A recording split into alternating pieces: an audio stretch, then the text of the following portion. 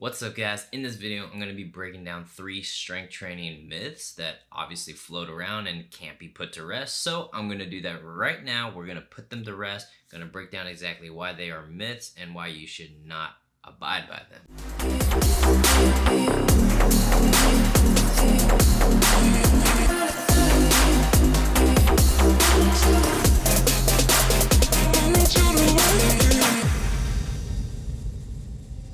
You can say hello, but I don't need you to like.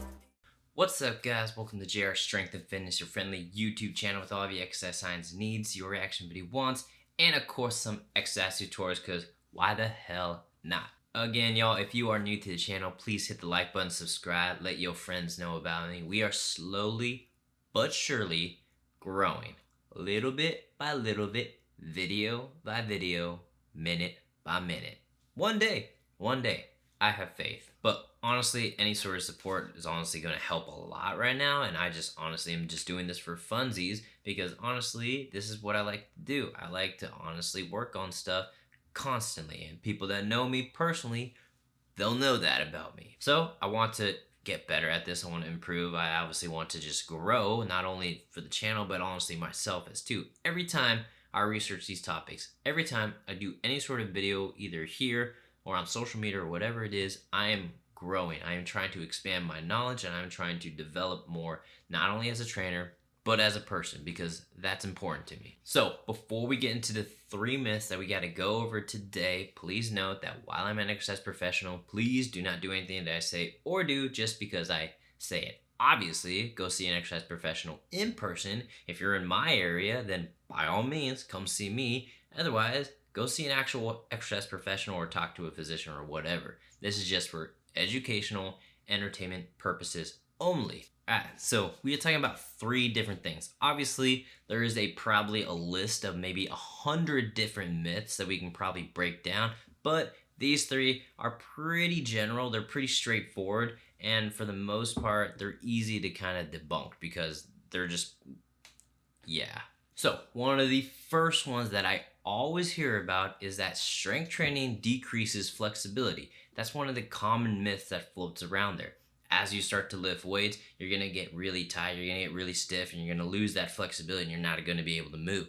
You know how they always talk about big bodybuilders, big jack dudes that they can't wipe their own butt or something? Like, yeah, no, that's not really how it works if you do it correctly. Now, there is a way in which that myth does actually have some sort of merit, and at the same time, just know the actual science behind the whole entire strength training, what actually happens to muscles, tendons, ligaments, etc. That's not necessarily what happens. So we're going to break down that myth first, but first it is important to explain exactly what is flexibility and what is mobility. So when we talk about flexibility, we're essentially talking about the muscle's ability to lengthen through a range of motion. So when people are talking about flexible and they can't even touch their toes, okay, that's partly flexibility. Partly. Think about a dancer, think about a yoga enthusiast, whatever you want to think about. Their ability to actually like stretch the muscle is what flexibility is. Now, it has its own training. A lot of it is mostly kind of the stretching that we all know about, but there is also mobility. Mobility is significantly different when it comes to actual strength training. So flexibility is the ability for a muscle to just lengthen through a range of motion. The mobility is the joint's ability to move through a range of motion. So let me kind of break that down again. Flexibility is more muscle. Joint is a lot more the mobility aspect of strength training, of range of motion. So flexibility is muscle. Mobility is more joint. So obviously the muscles are going to interlace and wrap around joints, and that's kind of how it is. But just because someone is flexible does not mean they have controlled range of motion, especially in a loaded sense. So when people talk about muscle tightness, they're usually kind of referring muscles being inflexible. They don't have much flexibility, whether it's your hamstrings unable to touch your toes, whether it is your shoulders, back, whatever, you're not able to like actually reach back behind you. Like, that's a little bit of flexibility, but most of it's going to be more mobility of the joint actually being able to move through that range of motion. The muscles, they technically aren't as tight as people think. Most of the muscle muscle tightness that people talk about is essentially more neural than it is actually physical. It's more the nervous system just unable to move through that range of motion, whether it's not acclimated to that range of motion, whether there's a hesitation of certain muscles because you haven't been exposed to that range of motion. Like, I watch people all the time. I watch them squat, like even just a simple body weight. Let's not even like load the squat yet, but they're gonna squat, and I'm gonna watch them decrease their range of motion just by sheer hesitation. Once I make a little modification to their squat, whether that is opening up their stance or whether that is elevating their heels, whatever it might be, then all of a sudden we just increase range of motion. Then whenever I take that feedback away, now they are actually able to squat through a full range of motion. It wasn't necessarily that they weren't flexible enough, is that they didn't have the neural output to actually perform the movement, go through that range of motion in a controlled manner. As soon as I gave them that, now they have it in their mind and their body's a little bit more familiar with that movement. Obviously, more repetition is going to be needed in order to actually facilitate that motor development further, especially if you're trying to load it. But again, it's more at the sensory level of the nervous system than it is the actual muscle being tight. So the other part is, can you actually improve flexibility of the muscle? The answer is yes. There are two aspects when it comes to strength training that actually transform flexibility or mobility, whatever you want to use. We're just going to kind of use an umbrella term for all of it. Movement. Perhaps the best way to increase flexibility or mobility of the muscle or joint is by loading it. So, because a couple things will happen when you load the muscle under a demanded range of motion. First off, when you have muscle stiffness and you are going to load that tissue, you are going to have something occur called sarcomerogenesis. I know I'm just kind of glossing over this because this is obviously very technical anatomy and physiology. This is probably better for a separate video where we break down the actual ins and out of muscle physiology. But for now, basically, when you are loading tissue, muscle stiffness from like strength training or anything like that, then you are going to have this thing called sarcomerogenesis. And in sarcomerogenesis, you are technically going to have two things that could occur. One, you have an increase of sarcomeres, which is the smallest functional unit of a muscle. You are either going to increase that in a parallel, so you take one block right here of sarcomeres, one layer of sarcomeres, one line of sarcomeres, whatever you want to think about. So you take a line, and if you're going to add them in parallel, so you're going to add two more lines to it, or however many more lines, then you are going to have an increase of sarcomeres in a parallel. That is essentially going to increase muscle force and torque because you have technically more layers to actually generate force with. This is typically going to happen from heavy strength training where the load is pretty heavy and the repetition is pretty low. So obviously heavy compound movements like the squats of the world, the bench press of the world, etc. The other aspect is you are going to increase sarcomeres either in a series where you take the same one block right here and you are just adding sarcomeres to that block. Now doesn't necessarily increase force output because it's just still one block, but you're going to have higher contractile velocity and shortening capacity. So basically that muscle is going to be able to shorten up more at a faster rate. Typically this is going to occur from power training, so like explosive movements. We're talking about high velocity movements, the plyometrics of the world, etc. So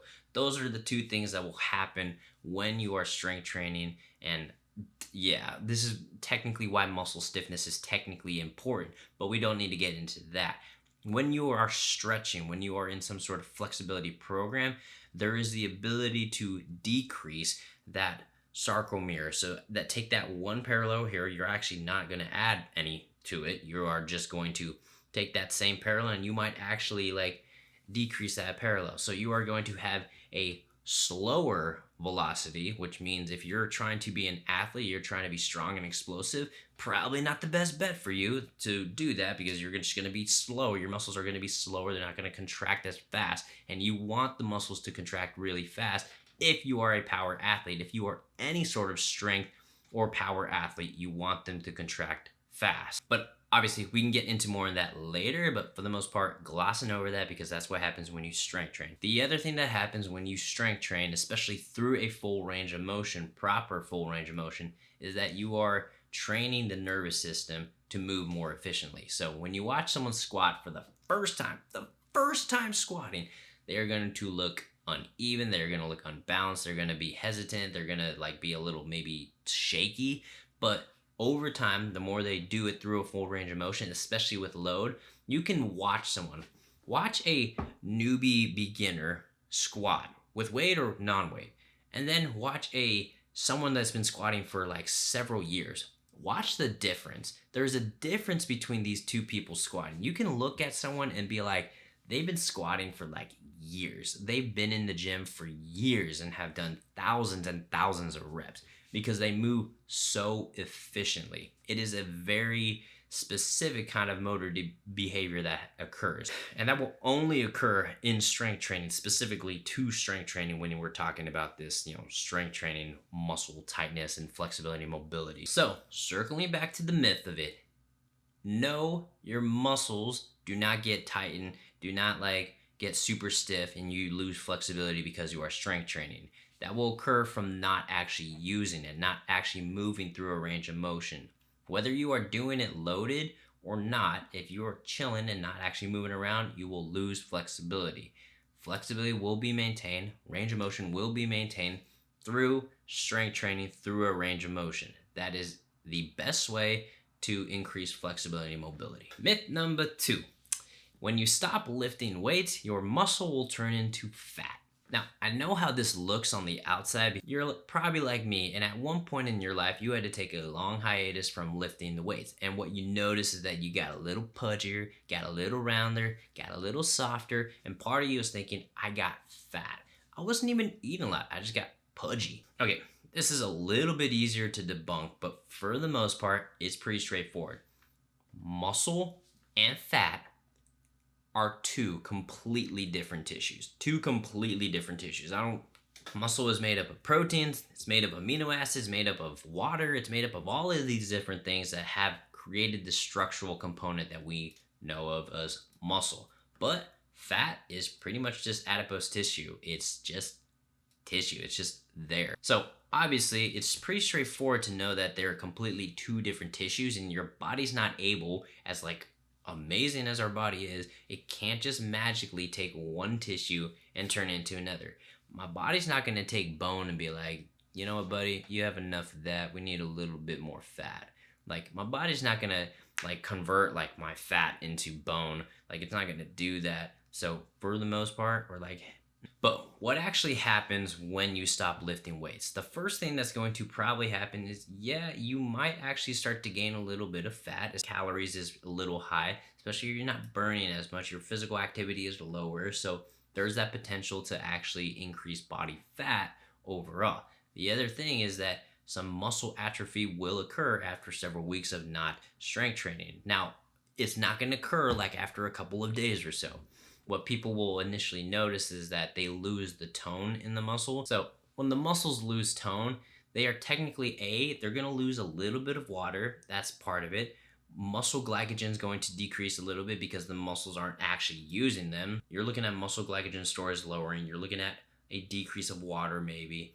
And for the most part, the muscle cells start to shrink a little bit. That's typically what happens with muscle atrophy. So that's what happens. You don't magically turn it to fat. It's just a combination of the muscles losing their tone and obviously possibly gaining a little bit of body fat. Myth number 3, light weights plus high repetitions equals toning of the muscle. Start with the toning part. When someone says I'm going to tone my muscle, that basically just means they're going to increase definition. So as a trainer, people will always say like, I want to work on toning my whatever. I want to just tone up a little bit. I know exactly what they mean.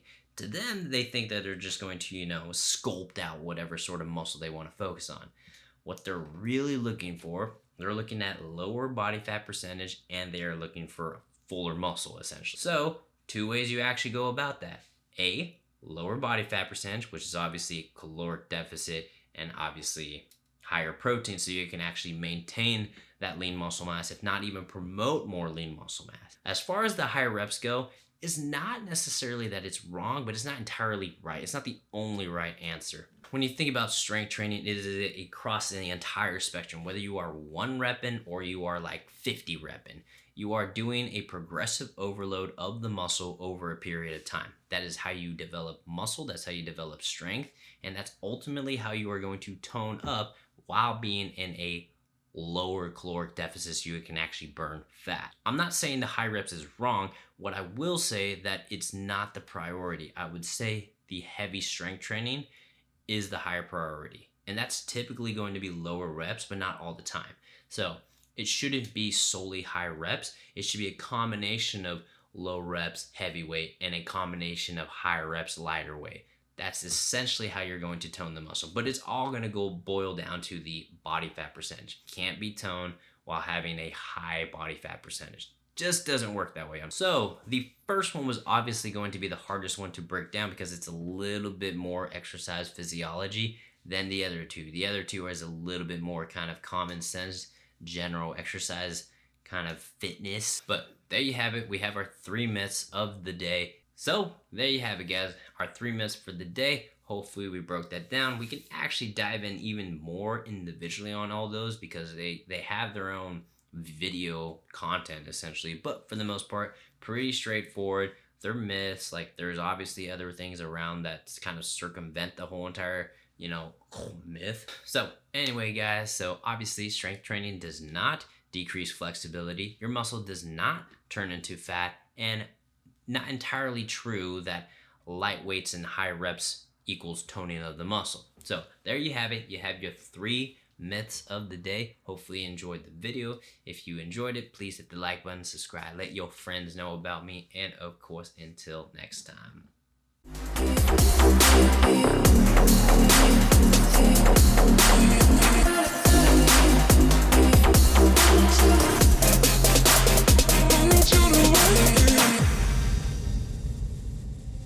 You can say hello, but